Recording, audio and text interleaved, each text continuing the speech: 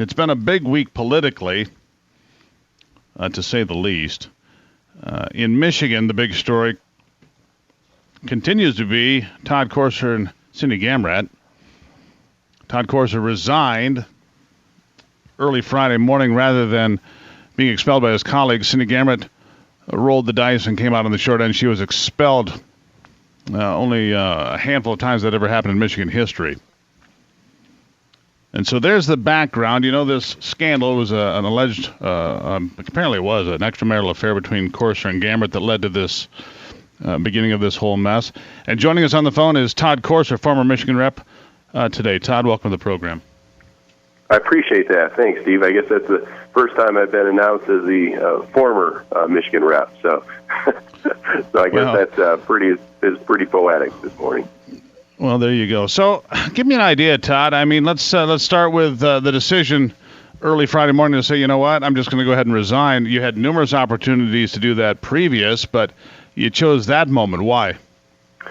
Well, it's kind of a long personal story as I walk towards that decision, and all along the way, even back in May, working through that with my family and asking the people closest to me and counselors and whatnot, should I resign? And my family was emphatic about that I shouldn't resign, and just didn't get that sense, that sort of that personal sense. And through prayer and whatnot, that was the step I should take. And I would continue to ask, and they said, well, we want you to resign because it'd be easier for us, but we don't think you should resign. So there was always a continuous conversation about that, and felt like myself, I was really personally prepared to go all the way through it. But when it came down to the end, really felt like that it was the proper moment in the whole process, and they were going to stay until they got the votes. They had barred the doors. They were refusing to let representatives who hadn't voted go to the bathroom. The state police were keeping the reps there, and had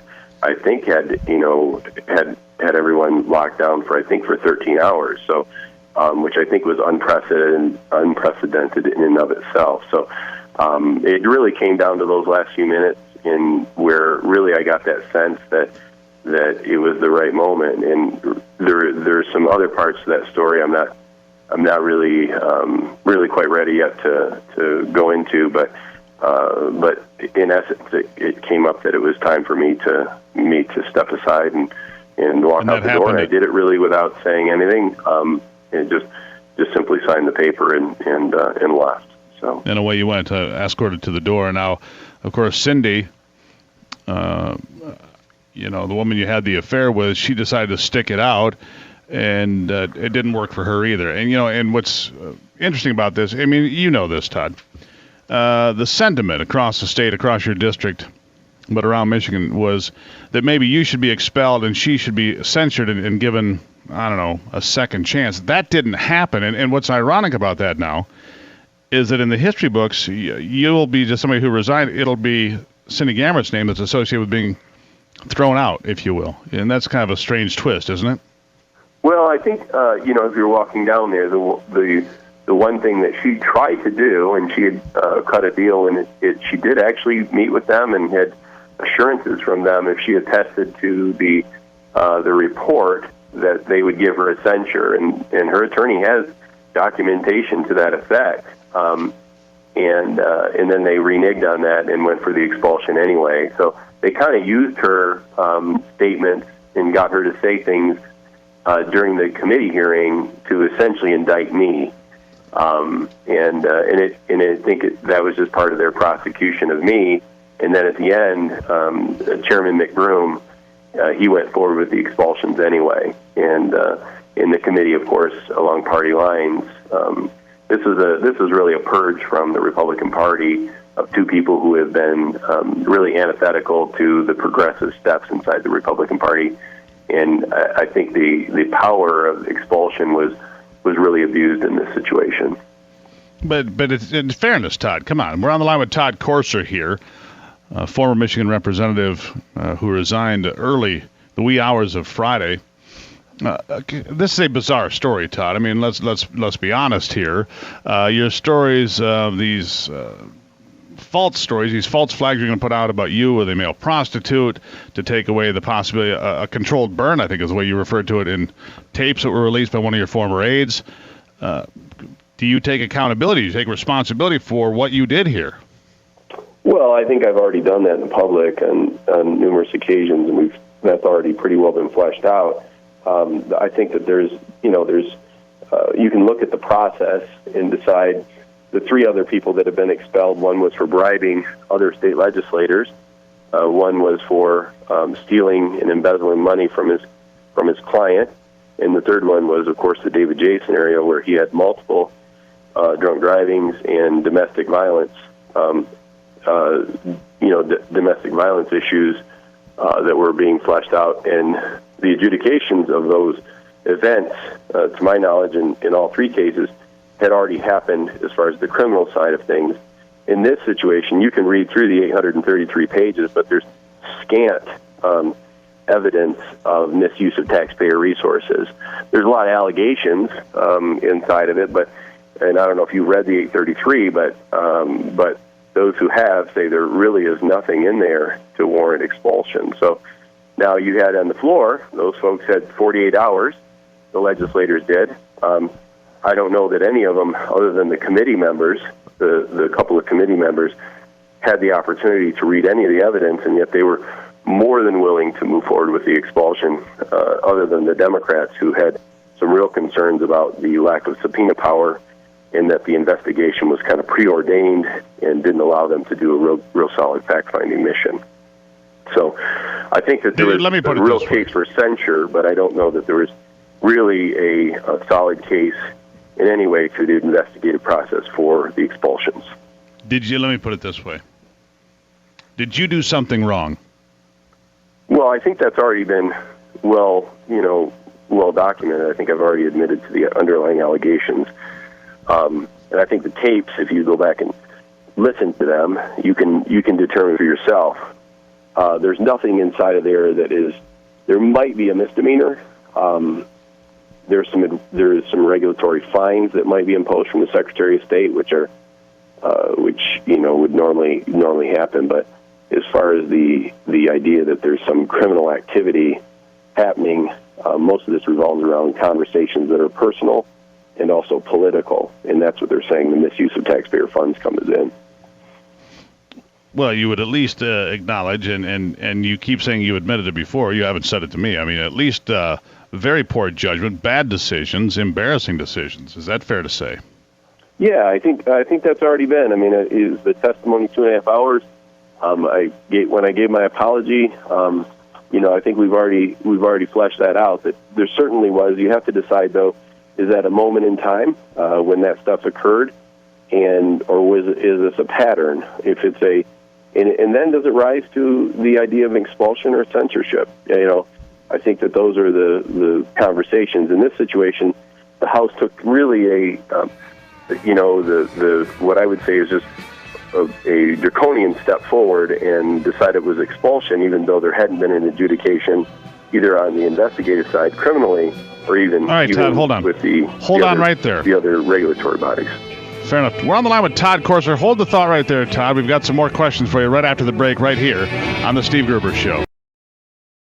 We continue our conversation now with former Michigan Representative Todd Courser, who resigned in the early morning hours of Friday, about 3:12 a.m., if I'm going to be specific.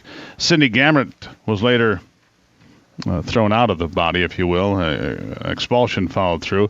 As Todd probably knew it was going to happen. Let me ask you this, Todd. This all began to unravel several weeks ago. Have you had a chance to talk to Cindy Gamrett during the last few weeks? If so, what are your conversations? Well, really just the situation we had. There's still legislation that was being brought forward, so primarily of a legislative nature. There were obviously requests along the way that we made for legislation and issues in regards to the underlying allegations. But she obviously has attorneys, and I have attorneys as well. So working through those, they were separate expulsion hearings. Essentially, they were combined, but her testimony and my testimony were separate. But you haven't had a personal conversation with her in how long? Well, I'm not going to go into that. I mean, we already know the relationship was there. It ended, but I think that in regards to legislation, we've talked about that. Obviously she was expelled. I wasn't in the room when that happened, but going forward, that it is what it is. She has her case that she's going to be moving forward with, and I don't know if she's going to take steps in what directions from here. I know there's the criminal side that's being looked at. We haven't discussed those issues. And what regrets do you have today? Well, I think there's a lot of regrets. There's a huge opportunity that was there.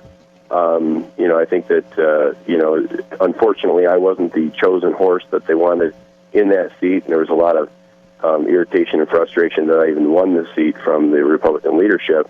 But I would say that, there's a lot of regret. You looked at the missed opportunities that are there, but the other side is there's a real redemptive chapter in my own life that's happening, and so you're really falling back on the grace and goodness of God and mercy, and reacquainting yourself with really what are the steps that need to happen in your own life, and in your own family, and taking good steps in that direction. So it's not all bad. I mean, chapters in your life are chapters, and so we have to start taking steps forward and taking a look at where the next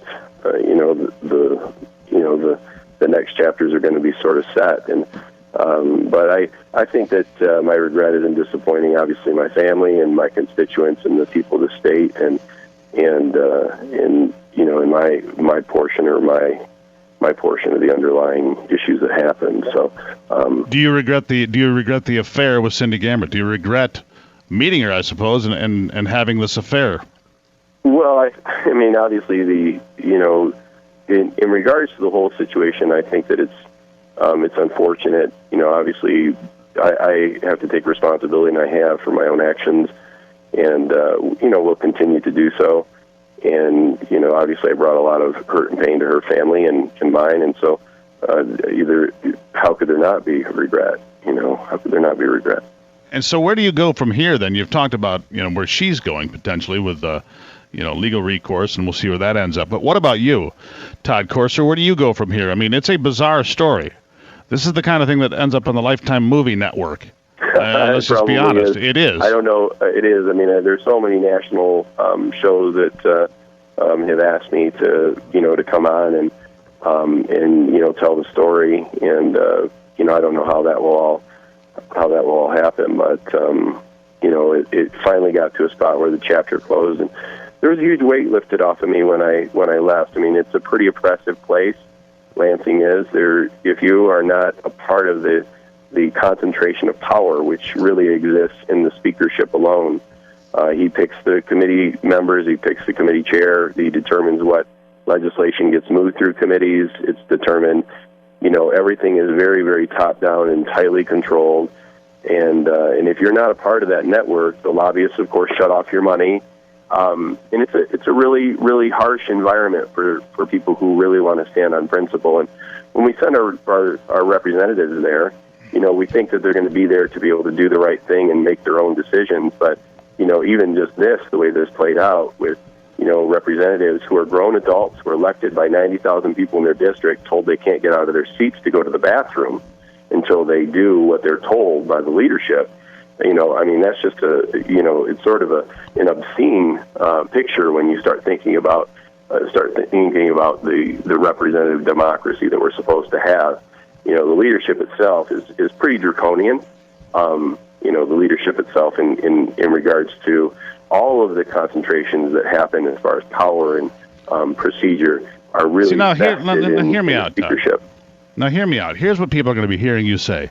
It's other people's fault. You're blaming the politicians. You're blaming Lansing. You're blaming all sorts of people for your problems and issues, which people are going to sit there and say, listen, he brought this on himself.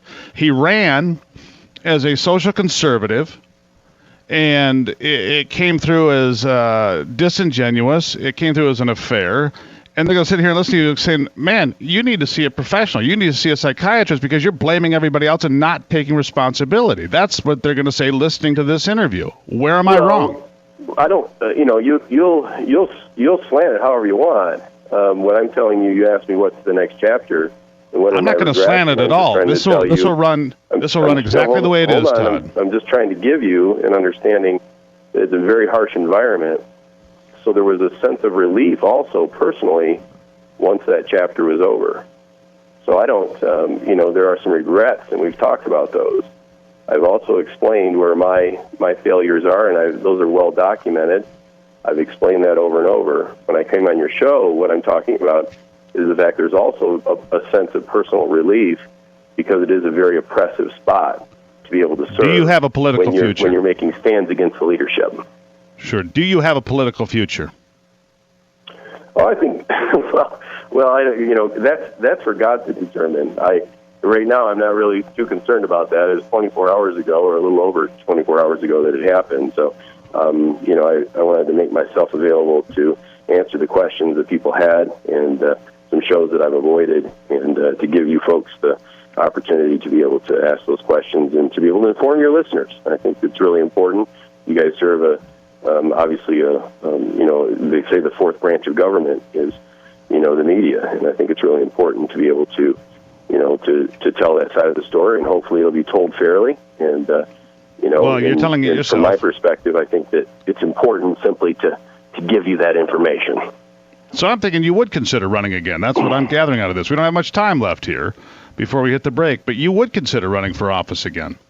I'm not considering anything today. I'm sitting here in my sweatpants, kicked back in my chair with my cup of coffee, and watching the rain outside, and just going to take the steps that are necessary for me and my family at this point. But there you have it, Todd Courser. I got to leave it right there. Every story. This has been such a crazy story. Only God knows where this will end up. Todd Courser, thank you for joining us on the Steve Gruber Show. Have a great day.